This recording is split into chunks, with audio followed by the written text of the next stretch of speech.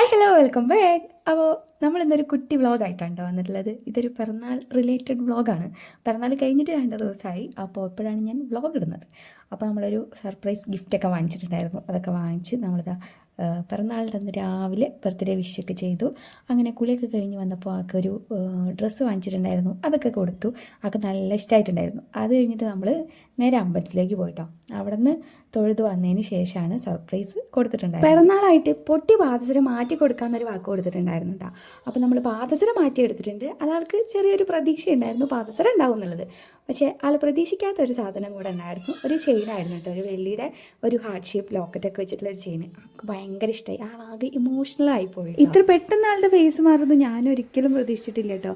അവളുടെ ഫേസ് മാറിയപ്പോൾ എനിക്കും എന്തോ സങ്കടമായി പോയി. പിന്നെ ആളോ ഓക്കെ പിന്നെ അടിപൊളിയായിരിക്കണമെന്നാണ് കേട്ടോ അവൾ പറഞ്ഞുകൊണ്ടിരിക്കുന്നത്. അപ്പോൾ ഇന്ന് പിറന്നാളായതുകൊണ്ട് തന്നെ സ്കൂളിലേക്ക് പോകുമ്പോൾ ചെടി കൊണ്ടുപോകുന്നുണ്ട് കേട്ടോ. അവരുടെ സ്കൂളിൽ ഇതുപോലെ പിറന്നാളിൻ്റെ ദിവസം ചെടിയോ അല്ലെങ്കിൽ ബുക്കോ അങ്ങനെ എന്തെങ്കിലുമാണ് കൊണ്ടുപോകാറുള്ളത്. അപ്പോൾ ഇന്ന് ഞാനാണ് ആക്കി കൊടുക്കാൻ വേണ്ടി പോകുന്നത്. അപ്പോൾ ഇന്നത്തെ ദിവസത്തിന് വേറൊരു പ്രത്യേകത കൂടെ ഉണ്ട്. അവരുടെ സ്കൂളിൽ നിന്ന് പഞ്ചായത്ത് തല കലോത്സവത്തിലേക്ക് കൊണ്ടുപോകുകയാണ് കേട്ടോ. അപ്പോൾ ആൾ മത്സരിച്ച് 2 ഐറ്റത്തിന് സെക്കൻഡ് വിത്ത് എ ഗ്രേഡ് കിട്ടിയിട്ടുണ്ട്. സബ്ജക്റ്റിലേക്ക് സെലക്ഷൻ കിട്ടിയിട്ടുണ്ട്.